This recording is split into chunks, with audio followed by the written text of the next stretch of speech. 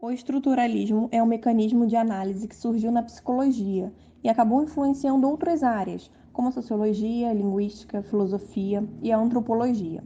O método que ganhou força entre os intelectuais explica como uma estrutura geral que se repete em todos os níveis ou em todas as suas partes, que vê a sociedade e sua cultura formada por estrutura sobre as quais baseamos os nossos costumes, língua, comportamento, economia e entre outros fatores.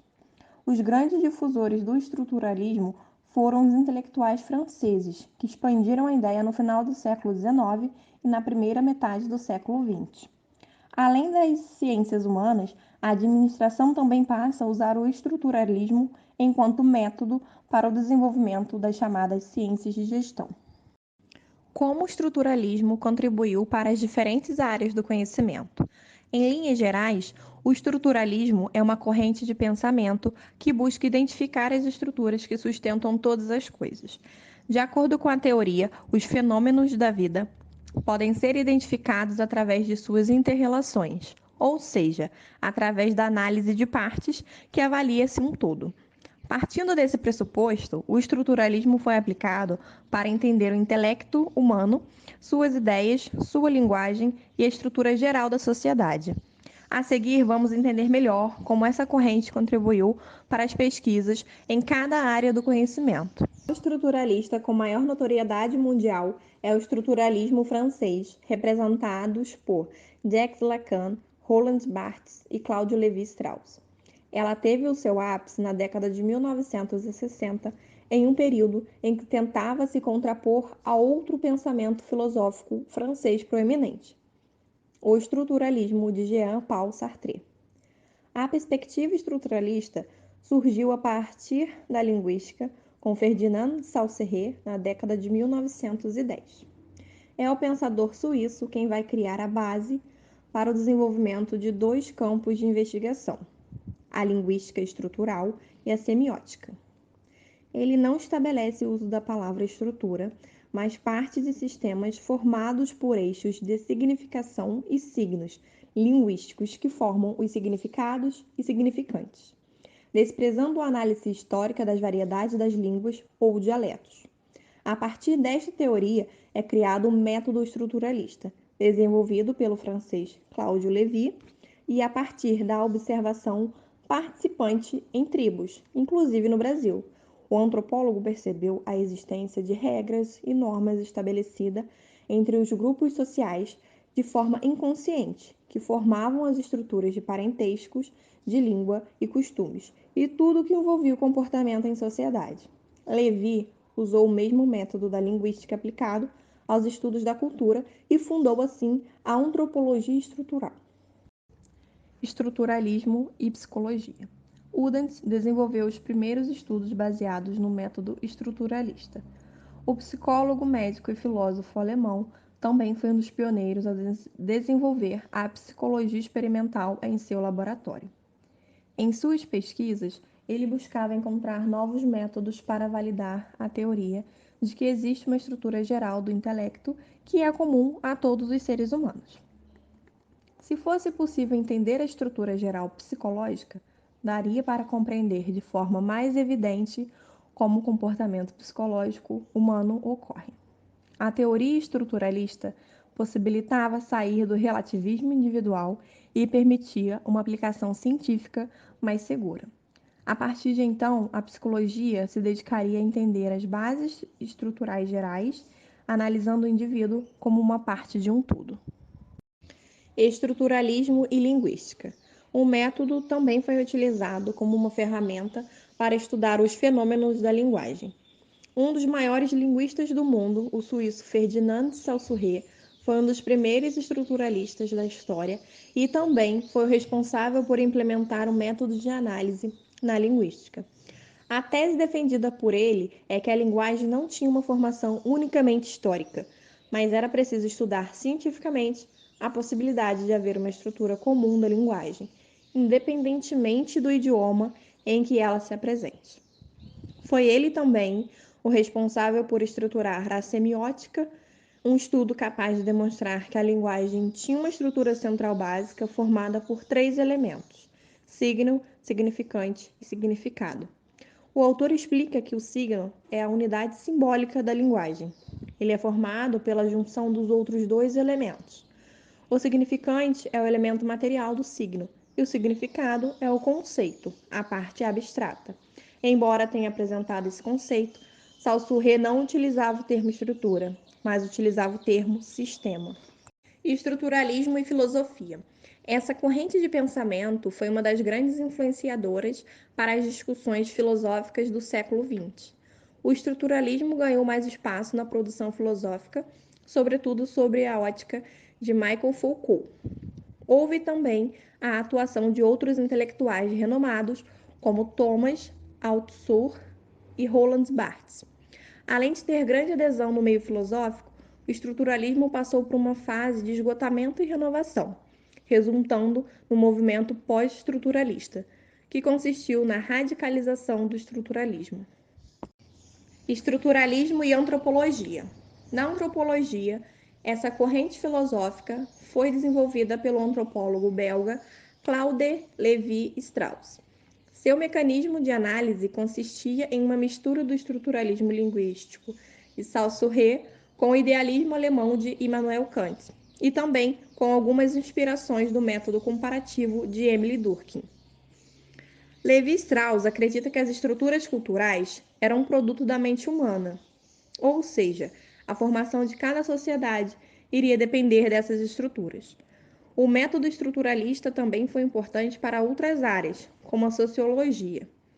O estruturalismo sociológico afirma que as ações humanas obedecem às estruturas do ambiente e que o comportamento das estruturas, como, por exemplo, a sociedade, é um reflexo das ações. Atualmente, o pensamento estruturalista foi superado pelo pós-estruturalismo e pelo desconstrutivismo. Pós-estruturalismo foi uma tendência que tinha como objetivo superar a perspectiva anterior. Esse novo método de análise foi amplamente difundido entre os intelectuais franceses e aderido por um dos filósofos mais conhecidos no mundo, Michel Foucault. E além dele, outros nomes despontaram como difusores da era pós-estruturalista. A exemplo, temos Jean François, Gilles Deleuze, Félix Guattari e Jacques Derrida. Considerações finais sobre o estruturalismo na psicologia. O estruturalismo na psicologia acaba definindo ela como a ciência da mente e consciência, algo dado por Udant. Segundo ele, a nossa mente funcionaria como somatório de eventos estruturais e que a consciência e a mente nascia dali. O propósito primário era descobrir os pilares estruturais da mente, buscando isso por meio da introspecção. Com base nessa atenção treinada, se conseguia garantir dois pontos essenciais à observação: o registro fenomenal e a atenção.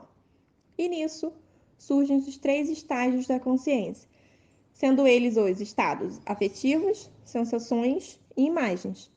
E embora a era do estruturalismo se encerrou com a morte de Titchener, algumas técnicas acabaram salvas por outras perspectivas, como a psicanálise.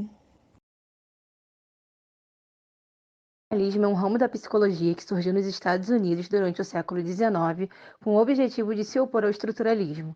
Foi um dos primeiros ramos da psicologia que enfatizou o empirismo e o pensamento racional, e suas contribuições permanecem importantes até hoje. O funcionalismo na psicologia combina ciência, ênfase no indivíduo e atenção ao prático para avaliar a evolução humana. Nisso, foca sua atenção nos comportamentos que foram mudando com o tempo à medida em que evoluímos. De acordo com os teóricos funcionalistas, cada indivíduo em uma sociedade exerce uma função, e o conjunto de todas as funções permite o funcionamento harmônico da sociedade. Os pais do funcionalismo estão entre os psicólogos e filósofos mais famosos de todos os tempos. Assim, algumas das principais contribuições para essa disciplina vieram de figuras como William James, John Dewey ou Emile Durkheim. William James defendeu o princípio do funcionalismo na psicologia, retirando esta disciplina do seu lugar tradicional e estabelecendo-a como uma ciência baseada no método experimental.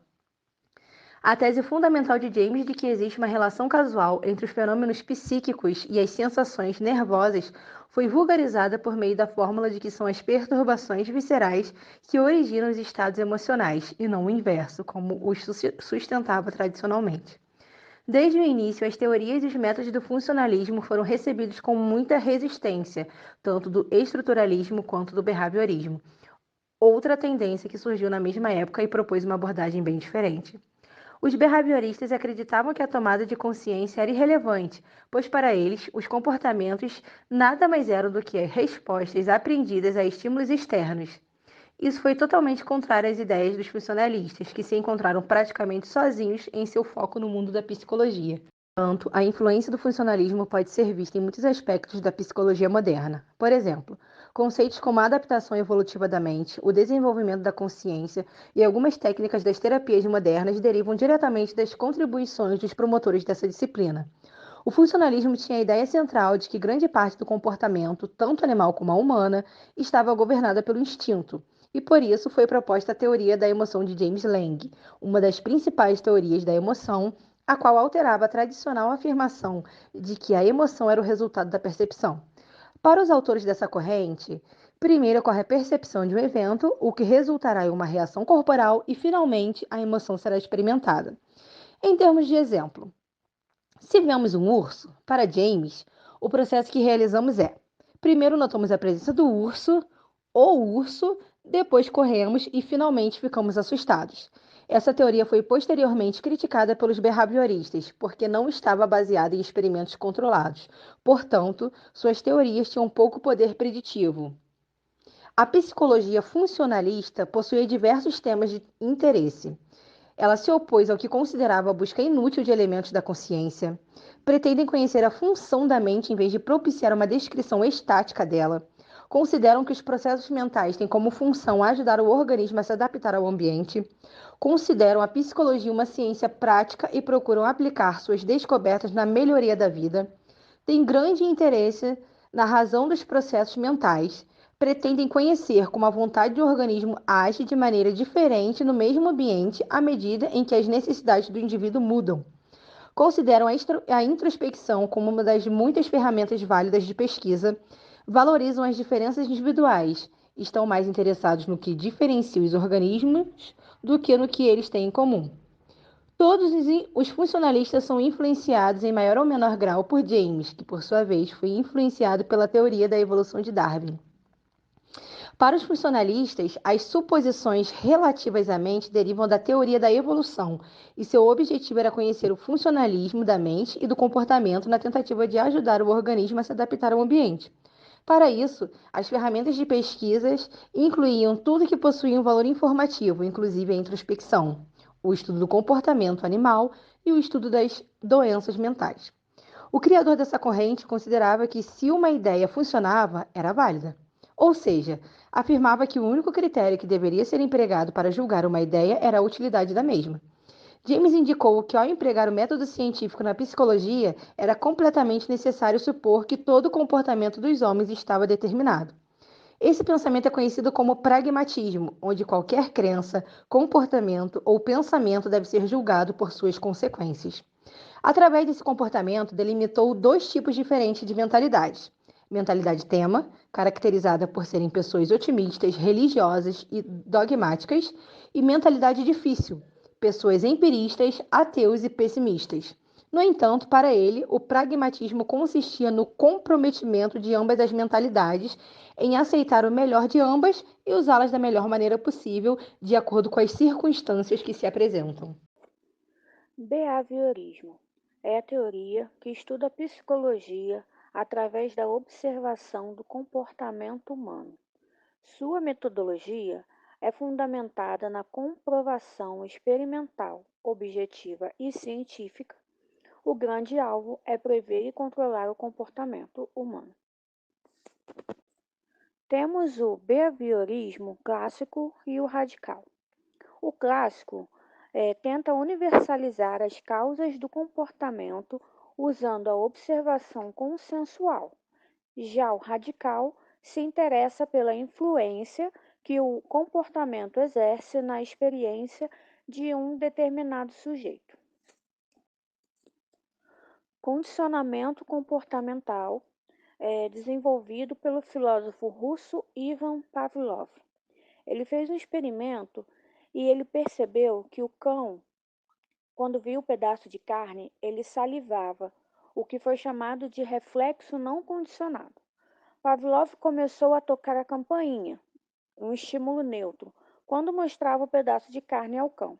Rapidamente, o animal passou a associar a carne com a campainha, salivando também toda vez que ela era tocada, mesmo sem ver a carne. Assim, foi criado o condicionamento clássico. Reflexo incondicionado ou comportamento respondente está relacionado ao DNA, está ligado à sobrevivência. Comportamento operante ou instrumental, desenvolvido pelo psicólogo Skinner. Ele fez um experimento, colocou um rato dentro de uma caixa fechada, com uma alavanca e sem alimento. Depois de fazer uma série de movimentos aleatórios, o animal percebia que ao apertar a alavanca, caía uma porção de comida na caixa. Pela conclusão do psicólogo, o estímulo das ações do rato é dado em função das consequências e o esforço pode ser positivo, a fim de incentivar determinado comportamento, ou negativo.